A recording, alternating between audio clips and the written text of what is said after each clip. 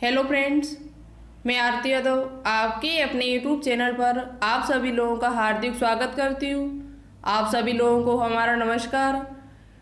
तो आज हम आपके लिए फिजिक्स, केमिस्ट्री और बायोलॉजी तीनों के कुछ मिक्सचर क्वेश्चन लेकर आए एक मॉक टेस्ट के रूप में। हमने सोचा एक दिन आपका मॉक टेस्ट ले लिया जाए और देख लिया जाए आप अभी कितने तैयार हो 2021 एग्जाम को देने के लिए। इन एग्जाम्स में आप किसी भी एग्जाम की तैयारी कर रहे हो तो आज के क्वेश्चंस आपके लिए वेरी इंपॉर्टेंट होने वाले। वीडियो को बिल्कुल भी स्किप नहीं करना, पूरा वीडियो देखना।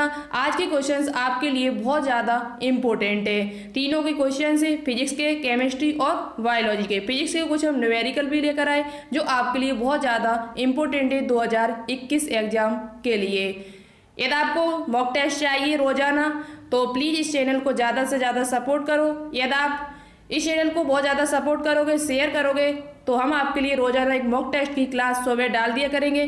शर्त हमारी यही है कि आपको चैनल को ज़्यादा से ज़्यादा सपोर्ट करना पड़ेगा और 2-3 दिन में यदि आप 500 प्लस सब्सक्राइब कर देते हो तो हम आपके लिए ज़रूर ही रोजाना फिजिक्स, केमिस्ट्री और बायोलॉजी के कुछ मोस्ट इंपॉर्टेंट जो क्वेश्चंस होंगे वो हम सवेरे रोजाना आपके लिए डाल दिया करेंगे। शर्त हमारी यही है तो हम डालेंगे, क्योंकि किसी को कोई मेहनत कर रहा है तो उसे थोड़ा बहुत मोटिवेशन चाहिए। ठीक है, तो आप यदि इतना काम कर सकते हो तो हम आपके लिए रोजाना ये क्लास डाल दिया करेंगे। वैसे इस टाइम हमारा सेल बायोलॉजी का एक टॉपिक चल रहा था, उसमें एक वीडियो आपकी और रह गई है, वो हम आपके लिए कल अपलोड कर देंगे। ठीक है, तो चलिए लगाते हैं मॉक टेस्ट और देखते हैं आप कितने तैयार हो 2021 एग्जाम्स के लिए। जो स्टूडेंट्स हमसे न्यू जुड़ रहे हैं वो हमारे चैनल को सब्सक्राइब करके बेल आइकन को प्रेस ऑल को क्लिक कर ले, जिससे हम जो भी वीडियो डालें आपके पास तुरंत हमारा नोटिफिकेशन पहुंच जाए। सेल बायोलॉजी का हमारा बहुत ही इंपॉर्टेंट टॉपिक चल रहा है, उसकी कम से कम 12-13 वीडियो अपलोड हो चुकी है। अभी तक आपने नहीं देखी है तो जरूर देखिएगा। बहुत ही अच्छी तरीके से हमने आपको सेल बायोलॉजी पढ़ाया हुआ है। ठीक है, विद पीडीएफ के साथ। पीडीएफ यदि आपको चाहिए तो हमारे टेलीग्राम चैनल को ज्वाइन कर लीजिएगा, वहाँ पर हम उसकी पीडीएफ डाल देंगे। चलिए देखते हैं आज का पहला क्वेश्चन हमारा क्या है। क्वेश्चन नंबर फर्स्ट बहुत ही इंपॉर्टेंट क्वेश्चन है और जो भी क्वेश्चंस इंपॉर्टेंट आपको लगे तो उसे किसी नोटबुक में नोट डाउन जरूर कर लेना। ठीक है, क्वेश्चन नंबर फर्स्ट है कि प्रोटीन एक बहुलक है। प्रोटीन एक बहुलक है ग्लूकोज का, टेरिथैलिक अम्ल का, एमिनो अम्ल का या ग्लाइकोल का। और कमेंट बॉक्स में कमेंट करके ये जरूर बताएं कि आपने इन क्वेश्चंस में कितने क्वेश्चन राइट किए हैं। एक कॉपी लेकर बैठना, उसमें देखते जाना कि फर्स्ट क्वेश्चन हमारा राइट है, सेकंड राइट है या गलत। तो जो भी आपका हो वो अपनी किसी बुक में लिखते जाना, नोटबुक में। ठीक है, तो चलिए बात करते हैं। प्रोटीन एक बहुलक है तो प्रोटीन जो होता है वो एमिनो अम्ल का बहुलक होता है। किसका बहुलक होता है? एमिनो अम्ल जब बहुत सारे मिलेंगे तभी प्रोटीन का निर्माण होता है। प्रोटीन जो होता है वो हमारे शरीर का निर्माण करने में सहायक होता है। इसे शरीर निर्माणक तत्व के नाम से भी जाना जाता है। ये शरीर निर्माण में सहायक है और जो प्रोटीन होती है वो सबसे ज़्यादा दालों में पाई जाती है और सबसे ज़्यादा वैसे देखा जाए तो प्रोटीन जो होती है वो सोयाबीन में पाई जाती है। लगभग 42 से 43%। कितनी? 42 से 43%, 42 से लेकर 43% प्रोटीन सोयाबीन में पाई जाती है। और पूछा जाए आपसे कि प्रोटीन एक बहुलक है, किसका पॉलीमर है, तो जो प्रोटीन होती है वो आपका एमिनो अम्ल का बहुलक है। यानी बहुत सारे जब एमिनो अम्ल मिलेंगे तभी प्रोटीन का निर्माण होता है। ठीक है, तो ये पॉइंट आपको समझ में आ गए होंगे आई होप। तो इसका ऑप्शन नंबर जो सी होगा वो हमारा राइट आंसर होगा। क्लास को बिल्कुल भी स्किप नहीं करना। आज के क्वेश्चंस आपके लिए वास्तव में बहुत अच्छे हैं जो आपको एग्जाम में जरूर ही हेल्प करेंगे। क्वेश्चन नंबर सेकंड हमारा फिजिक्स का न्यूमेरिकल है, बहुत ही इंपॉर्टेंट है, ध्यान से देखना और नोटबुक में नोट डाउन करते चलना। एक सूक्ष्मदर्शी को कागज पर बने एक निशान पर फोकस करने के लिए उपरांत एक निशान पर 1.5 अपवर्तनांक के कांच के 3 सेंटीमीटर मोटे स्लेब को रखा गया है। अब सूक्ष्मदर्शी से क्या स्थानांतरण किया जाए कि निशान फिर से फोकस में आ जाए। निशान जो है वो फिर से फोकस में आ जाए, ऐसा क्या किया जाए। तो ये क्वेश्चन है वो सूक्ष्मदर्शी वाले चैप्टर से यानी प्रकाश संबंधित है, फोकस से। अब तो इसमें अब क्या क्या आपको दिया, सबसे पहले आपको देखना होगा इसमें दिया क्या हमको है। तो देखो 1.5 अपवर्तनांक, इसका मतलब मुझे अपर्तनांक दिया है, यानी कि क्या दिया है, अपर्तनांक जो हमको दिया है, एन का मान जो दिया है वो कितना दिया है 1.5, और पूछा क्या आपसे फोकस। अब देखो यहाँ पर कांच के 3 सेंटीमीटर मोटे स्लेब को रखा जाता है, 3 सेंटीमीटर, तो इसकी जो वास्तविक जो यानी कि वास्तविक जो गहराई है वो कितनी दी है, इसमें वास्तविक गहराई जो दी है वो 3 सेंटीमीटर दी है, कितनी दी है 3 सेंटीमीटर। अब आपको यहाँ पर जो निकालनी होगी वो आभासी गहराई निकालनी, यानी निशान फिर से फोकस में आ जाए, यानी जहाँ पर निशान है वहीं दोबारा से आ जाए, ऐसा क्या किया जाए। तो देखो एक फॉर्मूला होता है, वो हम अभी आपको बता रहे हैं। फॉर्मूला होता है निशान की वास्तविक आभासी गहराई बराबर, निशान की आभासी गहराई बराबर, आभासी गहराई बराबर, देखो जगह थोड़ा कम है तो आप लोग नोटबुक में नोट डाउन करते जाना। निशान की आभासी गहराई बराबर होता है वास्तविक गहराई, वास्तविक गहराई, गहराई वटे अपर्तनांक। जब आपको इस स्थिति में ऐसे सवाल मिले तो आप इस प्रकार से सॉल्व कर सकते हो, वास्तविक गहराई बटे अपर्तनांक। अब वास्तविक गहराई आपको कितनी दी थी 3 सेंटीमीटर, कांच के 3 सेंटीमीटर मोटे स्लेब को रखा जाता है, कितने सेंटीमीटर 3 सेंटीमीटर। तो यहाँ पर हम इसे डिलीट कर रहे हैं, आप नोटबुक में नोट डाउन कर लेना। तो 3 बटा, अब अपर्तनांक कितना दिया था 1.5, दशमलव हटाओ बिंदी बढ़ाओ, अब कितना हो गया ये 30/15, 30/15, 15 दूनी 30, यानी जो हमारी आभासी गहराई निकल के आएगी वो 2 सेंटीमीटर ऊपर, कितनी निकल के आएगी 2 सेंटीमीटर ऊपर को फिर से निशान पर जाया जाए, फोकस पर आया जाए तो हमको वो दिखाई दे जाएगा। तो ऑप्शन नंबर जो डी होगा वो इस क्वेश्चन का राइट आंसर होगा। आप कुछ बच्चों को ये सवाल समझ में नहीं आया होगा, यदि आपने ये चैप्टर पढ़ा होगा तो आपको ये अच्छे से समझ में आ रहे होंगे, और नहीं आ रहा तो इस चैप्टर को थोड़ा अच्छे से पढ़ना है, ठीक है। आगे तो इसका राइट आंसर क्या होगा 2 सेंटीमीटर, ऑप्शन नंबर जो डी होगा वो राइट आंसर होगा। इसका फॉर्मूला एक बार हम फिर रिवाइज कर रहे हैं, निशान की आभासी गहराई बराबर वास्तविक गहराई बटे अपर्तनांक। जब फॉर्मूला रखोगे तो आ जाएगा आंसर, ठीक है। चलिए नेक्स्ट क्वेश्चन देखते हैं। नेक्स्ट क्वेश्चन बहुत ही इंपॉर्टेंट क्वेश्चन है। जब एक लंबे स्प्रिंग को 2 सेंटीमीटर खींचा जाता है, जब एक लंबे स्प्रिंग को 2 सेंटीमीटर खींचा जाता है तो इसमें संचित स्थितिज ऊर्जा U होती है। जो संचित स्थितिज ऊर्जा है वो क्या है U होती है। यदि 8 सेंटीमीटर खींचा जाए तो इसमें संचित स्थितिज ऊर्जा कितनी होगी। तो इसका मतलब हुआ मुझे स्थितिज ऊर्जा आपको एक दी हुई है और दूसरी हमको पूछी हुई है। अब यहाँ पर देखो कैसे इस सवाल को सॉल्व करोगे, ध्यान से सुनना। आपको देखो स्थितिज ऊर्जा एक दी हुई है तो इसका मतलब है मुझे U1 बराबर दिया है U। स्थितिज ऊर्जा कैसे प्रकट करते हैं U से, तो स्थितिज ऊर्जा U1 बराबर मुझे 2 दिया है। दूसरी बात 2 सेंटीमीटर खींचा जाए, यदि एक लंबे स्प्रिंग को तो इसकी लंबाई को क्या मान लो x1, x1 बराबर मुझे दिया है 2 सेंटीमीटर, कितना दिया है 2 सेंटीमीटर, ठीक है। x मान लो, कुछ भी आप मान सकते हो x y z। अब बात करते हैं 8 सेंटीमीटर खींचा जाए, अब उसे स्प्रिंग को और 8 सेंटीमीटर खींचा जाए तो संचित स्थितिज ऊर्जा क्या होगी। तो x2 का जो मान मुझे दिया है वो 8 सेंटीमीटर दिया है, ओके। अब मुझे पूछा क्या गया, स्थितिज ऊर्जा ही पूछी गई है, तो U2 यानी एक हमने U1 मान लिया तो दूसरे को U2 बराबर हमको निकालना है, ओके। अब आपको स्थितिज ऊर्जा का फॉर्मूला पता होगा, स्थितिज ऊर्जा बराबर होता है 1/2 kx², ये आपको फॉर्मूला पता होगा। तो मान मुझे पता चल गया, x1 का मान पता चल गया, x2 का पता चल गया और U1 का पता चल गया, U2 मुझे निकालना है। तो चलिए निकालते देखते क्या क्या फॉर्मूला इसका लगता है। तो देखो U बराबर वैसे होता है, U बराबर होता है 1/2 kx²। क्या होता है U बराबर 1/2 kx²। K क्या यहाँ पर है, तो K स्प्रिंग का नियतांक है, तो K बराबर आप 1 रख सकते हो कि नहीं रख सकते हो, नियतांक को हमेशा 1 मान लिया जाता है।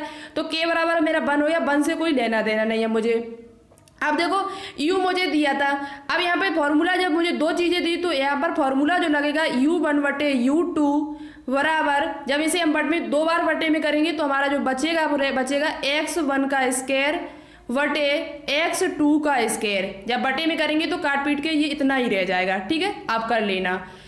U1 का मान मुझे दिया, U1 मुझे कितना दिया U, u1 का जो मान दिया मुझे कितना दिया u। तो चलिए हम आगे लगाते हैं इसे। इतना आप फार्मूला आप लोग लिख लेना, u बराबर 1/2 एक्स स्क्वायर, यानी स्थितिज ऊर्जा बराबर होता है 1/2 के एक्स स्क्वायर। और जब मुझे u1 बटा u2 निकालने से बटे में करना है दोनों को, तो ये 2 से 2 नीचे जाके कट जाएंगे, तो बचा मेरा इतना रह जाएगा। ठीक है, u1 बटे u2 बराबर x1 का स्क्वायर बटे x2 का स्क्वायर। आगे देखो, अब मैं u1 का मान मुझे u दिया था बटे u2 का मान मुझे निकालना है, बराबर x1 का मान मुझे कितना दिया 2।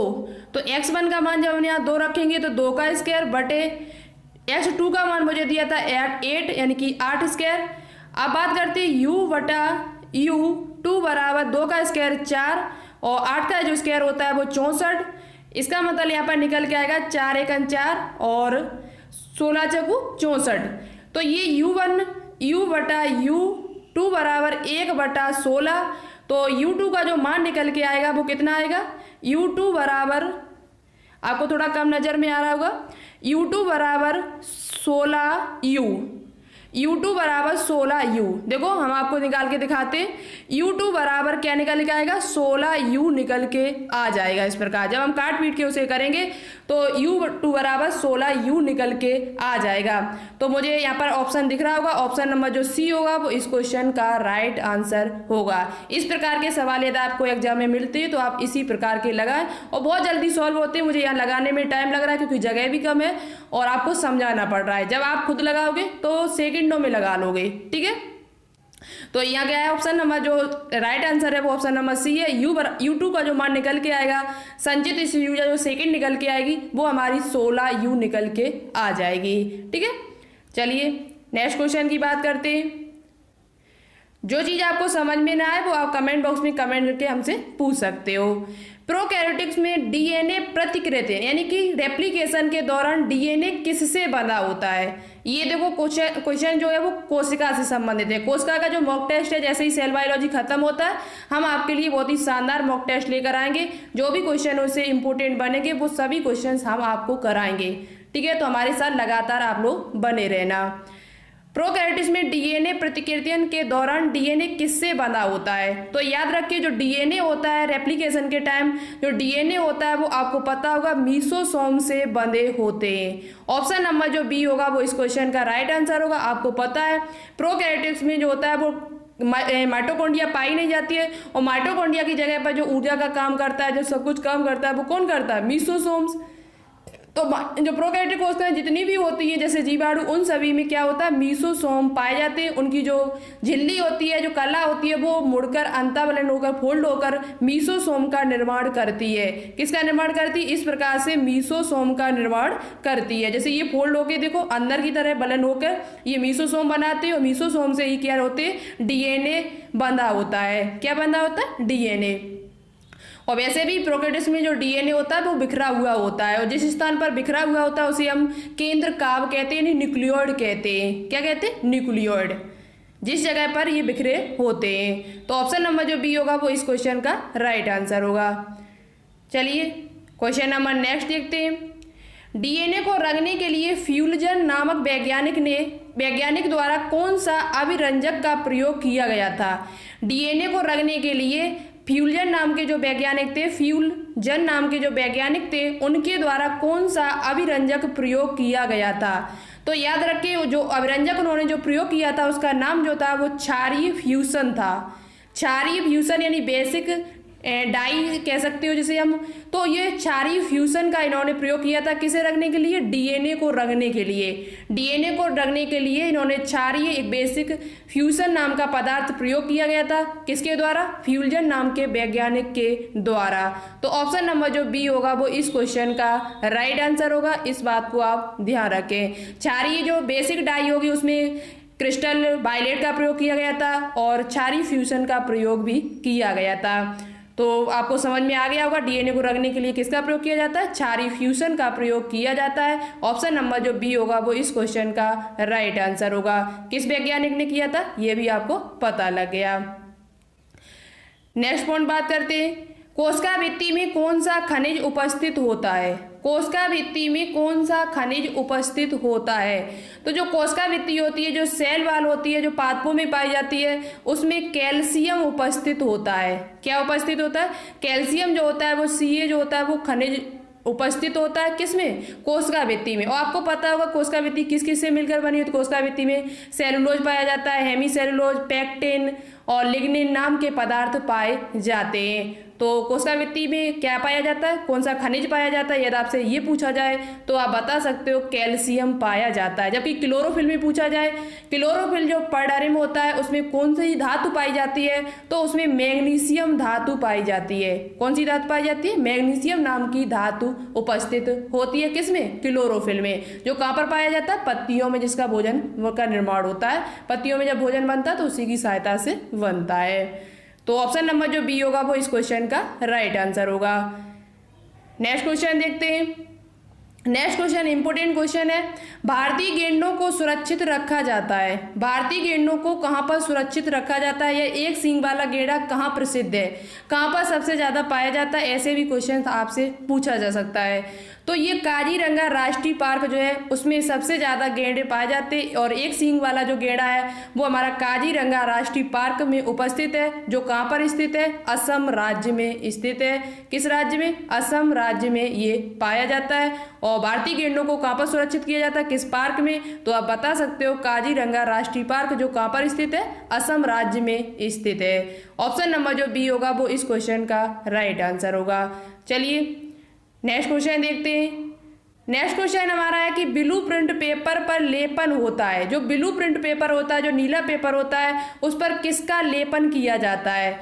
तो याद रखिए उस पर पोटेशियम फेरिसाइनाइड व अमोनियम फेरिक सिट्रेट के मिश्रण का लेपन किया जाता है। पोटेशियम फेरिसाइनाइड व अमोनियम फेरिक सिट्रेट के मिश्रण का लेपन किया जाता है, इसलिए ऑप्शन नंबर जो डी होगा वो इस क्वेश्चन का राइट आंसर होगा। बात करते हैं पोटेशियम फेरिसाइनाइड का क्या फार्मूला होता है। तो इसका जो फार्मूला होता है वो K3HCN6। ये किसका फार्मूला होता है? तो ये पोटेशियम फेरिसाइनाइड का फार्मूला होता है। और आपको कमेंट बॉक्स में कमेंट करके बताना होगा कि इसमें Cn की ऑक्सीकरण संख्या कितनी होगी। देखते हैं कौन कौन ऑक्सीकरण संख्या निकालना जानता है, तो कमेंट बॉक्स में कमेंट करके हमको जरूर बताएं। K3FeCN6 में Cn की ऑक्सीडेशन नंबर कितना होगा। देखते हैं सबसे अच्छा राइट आंसर कौन देता है। और ब्लूप्रिंट पेपर की बात की जाए, इसमें किसका लेपन किया जाता है? तो पोटेशियम फेरिसाइनाइड व अमोनियम फेरिक सिट्रेट का मिश्रण का प्रयोग किया जाता है। अच्छा क्वेश्चन है, पूछा हुआ क्वेश्चन है। चलिए नेक्स्ट क्वेश्चन की बात करते हैं। नेक्स्ट क्वेश्चन है हमारा कि दालों के किस भाग में प्रोटीन संग्रहित होता है। दालों जो होती है उनके किस भाग में प्रोटीन पाई जाती है, कहाँ पर स्टोर होती है? तो वो बीज दल में होती है। कोटिलेडन जो जगह है वहाँ पर जो बीज दल होते हैं उन्हीं में आपकी प्रोटीन उपस्थित संग्रहित होती है। दालों में जो प्रोटीन होती है वो कहाँ पर होती है? बीज दल में होती है। ऑप्शन नंबर जो बी होगा वो इस क्वेश्चन का राइट आंसर होगा। आपको पता है प्रोटीन कहाँ पाई जाती है? सबसे ज्यादा दालों में पाई जाती है, मुख्य स्रोत है इसका। नेक्स्ट क्वेश्चन बहुत ही इंपॉर्टेंट क्वेश्चन है आपके लिए। पेप्टाइडोग्लाइकेन यानी म्यूकोपेप्टाइड किनकी कोशिका भित्ति में पाया जाता है? तो हमने आपको कई बार बताया हुआ, और जब हमने प्रोकैरियोटिक कोशिका जब आपको पढ़ाई थी अभी सेल बायोलॉजी में, तब हमने आपको बताया था कि जो जितने भी जीवाणु होते हैं उनकी जो कोशिका भित्ति होती है वो पेप्टाइडोग्लाइकेन की बनी होती है। किस पदार्थ की बनी होती है? पेप्टाइडोग्लाइकेन नाम की पदार्थ की बनी होती है। और हमने आपको बताया था जीवाणु दो प्रकार के होते हैं, ग्राम पॉजिटिव ग्राम निगेटिव। तो इसमें आप याद रखिए, तो बैक्टीरिया तो दोनों में लगा है, तो यहाँ पर जो ऑप्शन नंबर जो सी होगा वो राइट आंसर होगा। बैक्टीरिया जो होते हैं वो दो प्रकार के होते हैं, ठीक है, सॉरी यहाँ पर ऑप्शन नंबर जो बी होगा वो राइट आंसर होगा, क्योंकि कवक यहाँ पर सी में कवक लिखा है इसलिए कवक तो होगा नहीं। कवक की जो कोशिका भित्ति होती है वो काइटिन की बनी होती है। तो ग्राम पॉजिटिव व ग्राम निगेटिव दोनों प्रकार के बैक्टीरिया जो होते हैं उनकी जो कोशिका भित्ति होती है वो पेप्टाइडोग्लाइकेन से मिलकर बनी होती है। सेल वॉल किसकी बनी होती है? पेप्टाइडोग्लाइकेन की बनी होती है। एक पॉइंट याद रखें, जो बैक्टीरिया ग्राम निगेटिव वाले होते हैं, जो बैक्टीरिया ग्राम निगेटिव वाले होते हैं वो क्या होते हैं? वो जो भी रोगाणु बैक्टीरिया, जो आपको हानिकारक जो बैक्टीरिया होते हैं, जो हमें रोगाणु उत्पन्न करते हैं, जो टाइफाइड बुखार उत्पन्न करते हैं या कोई भी बीमारी उत्पन्न करते हैं, वो ग्राम नेगेटिव बैक्टीरिया होते हैं। कौन से बैक्टीरिया होते हैं? जो ग्राम नेगेटिव बैक्टीरिया होते हैं वो रोगाणु बैक्टीरिया उनको कहा जाता है। नहीं, वो जितने भी रोगाणु बैक्टीरिया होते हैं वो सभी ग्राम नेगेटिव बैक्टीरिया होते हैं। कौन से होते हैं? निगेटिव वाले, यानी माइनस चार्ज वाले होते हैं। ठीक है, तो ऑप्शन नंबर जो बी होगा वो इस क्वेश्चन का राइट आंसर होगा। देखो क्वेश्चन आपको जब आप पढ़ोगे तो आपको 1-2 क्वेश्चन एक्स्ट्रा ही मिलेंगे। ठीक है, तो ये सबसे अच्छी बात है और इसको नोटबुक में नोट डाउन भी करते जाना। निम्नलिखित इकाइयों की प्रणाली में कौन सी प्रणाली चुंबकीय फ्लक्स के मात्रक वेबर को प्रदर्शित करती है? यानी चुंबकीय फ्लक्स का जो मात्रक वेबर होता है उसमें कौन सा मात्रक है? सीजीएस मात्रक है कि एमकेएस मात्रक है कि एसआई मात्रक है कि इनमें से कोई नहीं? तो अच्छा क्वेश्चन है। चुंबकीय फ्लक्स का जो वेबर मात्रक है वो एसआई मात्रक है। कौन सा मात्रक है? एसआई मात्रक है। इसलिए ऑप्शन नंबर जो सी होगा वो इस क्वेश्चन का राइट आंसर होगा। आपको कमेंट बॉक्स में एक क्वेश्चन का आंसर और देना होगा। चुंबकीय फ्लक्स की विमा क्या है और इसका फॉर्मूला क्या होता है? चुंबकीय फ्लक्स का फॉर्मूला क्या है प्लस इसकी विमा क्या होती है? इसको कमेंट बॉक्स में कमेंट करके जरूर बताएं। थोड़ा मेहनत करो तभी अच्छा फल मिलता है। चलिए नेक्स्ट क्वेश्चन का, नेक्स्ट क्वेश्चन आपका है कि निम्नलिखित में से कौन सा एक रासायनिक परिवर्तन नहीं है? निम्नलिखित में से कौन सा एक रासायनिक परिवर्तन नहीं है? रासायनिक परिवर्तन क्या होता है? तो जब कोई परिवर्तन हो, किसी पदार्थ में परिवर्तन होने पर कोई नया पदार्थ बन जाए, जब मैं उसमें परिवर्तन कर रहा हूँ, परिवर्तन होने के बाद उसमें कोई नया पदार्थ बन जाए तो वो परिवर्तन रासायनिक परिवर्तन होती है। और कोई पदार्थ न बने, जैसा है वैसा ही बना रहे। जैसे पानी है, पानी को जब हम बर्फ बनाते तो वो पानी है, कोई नया रूप तो बना नहीं, बर्फ बन गई लेकिन रहा तो पानी, तो वो भौतिक परिवर्तन है। लेकिन जब रासायनिक परिवर्तन, जैसे कि दूध का जमना, दूध जब जमता है तो दही में परिवर्तित हो जाता है, तो वो रासायनिक परिवर्तन है। फल का पकना, फल पहले कच्चा था वो पक के फल बन गया, तो एक रासायनिक उसमें परिवर्तन आया। क्या आया? परिवर्तन। तो वो सभी रासायनिक चेंजिंग आई कोई ना कोई, तो वो क्या है? रासायनिक परिवर्तन। कोयले का जलना, कोयला पहले जो जलेगा तो उसमें परिवर्तन आएगा, तो वो भी रासायनिक परिवर्तन है। लेकिन जल का जो वाष्पन होगा वो कोई भी रासायनिक परिवर्तन नहीं है। ऑप्शन नंबर जो सी होगा वो इस क्वेश्चन का राइट आंसर होगा। जल का वाष्पन हो, जल ही बनेगा, ऊपर वाष्प भाप बन के फिर जल पूरा वापस आएगा, तो ये क्या है? रासायनिक परिवर्तन नहीं है। नहीं, रासायनिक परिवर्तन का उदाहरण नहीं है। बाकी तीनों ही जो है वो रासायनिक परिवर्तन के अच्छे उदाहरण है, आपको याद कर लेने हैं। ठीक है, नेक्स्ट क्वेश्चन देखते हैं। नेक्स्ट क्वेश्चन अच्छा क्वेश्चन है, देखते क्या है।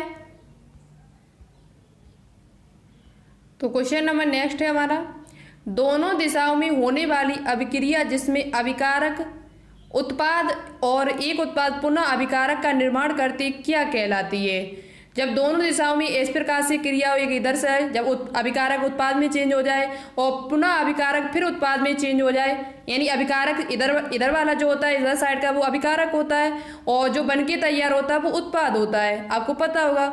तो उत्पाद, जब अभिकारक उत्पाद में चेंज हो जाए और पुनः उत्पाद फिर अभिकारक में बदल जाए, पुनः अभिकारक का निर्माण करते हैं, तो ये कौन सी क्रिया होती है? ये अभिक्रिया जो होती है उस अभिक्रिया को क्या कहा जाता है? तो उस अभिक्रिया को कहा जाता है उत्कर्मणीय अभिक्रिया। कौन सी अभिक्रिया कहा जाता है? उत्कर्मणीय अभिक्रिया कहा जाता है। जब अभिकारक से उत्पाद बन जाए, उत्पाद से पुनः अभिकारक में चेंज हो जाए, तो ऐसी अभिक्रिया को उत्कर्मणीय अभिक्रिया कहा जाता है। वेरी इंपॉर्टेंट क्वेश्चन है, तो ऑप्शन नंबर जो ए होगा वो इस क्वेश्चन का राइट आंसर होगा। ठीक है, चलिए नेक्स्ट क्वेश्चन देखते हैं। नेक्स्ट क्वेश्चन है हमारा कि पौधों में होने वाली प्रकाश संश्लेषण की क्रिया किस प्रकार की रासायनिक अभिक्रिया है?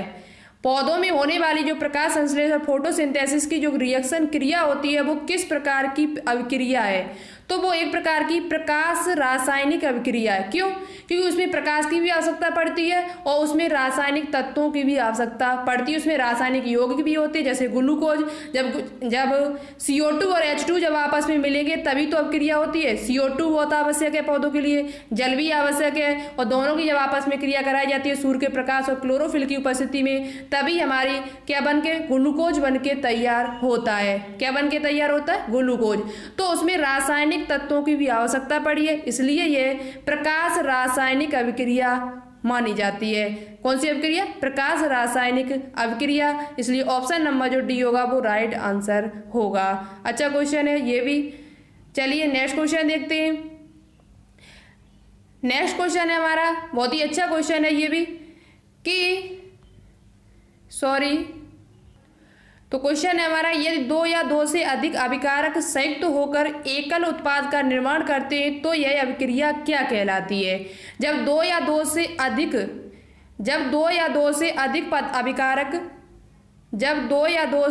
अभिकारक एकल उत्पाद का निर्माण करते हैं, जब दो या दो से अधिक अभिकारक जो होते हैं, जैसे ये दो या दो से अधिक अभिकारक एक एकल उत्पाद का निर्माण करते हैं तो यह अभिक्रिया क्या कहलाती है? तो जब दो का मिलन होगा, दो या दो से अधिक पदार्थ जब एक साथ मिलेंगे जाके, तो यह अभिक्रिया जो होती है वो संयोजन अभिक्रिया कहलाती है। कौन सी अभिक्रिया कहलाती है? संयोजन अभिक्रिया कहलाती है। इसलिए ऑप्शन नंबर जो ए होगा वो इस क्वेश्चन का राइट आंसर होगा। देखते हैं नेक्स्ट क्वेश्चन क्या है आज का। नेक्स्ट क्वेश्चन है हमारा, किसी लटके हुए कालीन को जब छड़ी से पीटा जाता है तो धूल के कण उससे बाहर निकल जाते हैं, यह क्या है? जड़त्व का गुण है, पृष्ठीय भार के कारण है, छड़ी की गति के कारण है, या धूल के कणों का संघनता के कारण है? तो आपको पता होगा एक लटके हुए कालीन में जब छड़ी से उसे पीटा जाता है तो धूल के कण उससे बाहर निकल जाते हैं, वो जड़त्व के कारण होता है। क्यों होता है अभी हम आपको कारण दिखाते हैं, ठीक है। तो ऑप्शन नंबर जो ए होगा वो इस क्वेश्चन का राइट आंसर होगा। कारण क्या है देखो, बहुत ही इंपॉर्टेंट, यहाँ से आप पॉइंट बना सकते हो। किसी वस्तु के स्थिर अथवा गतिमान बने रहने की प्रवृत्ति जड़त्व कहलाती है।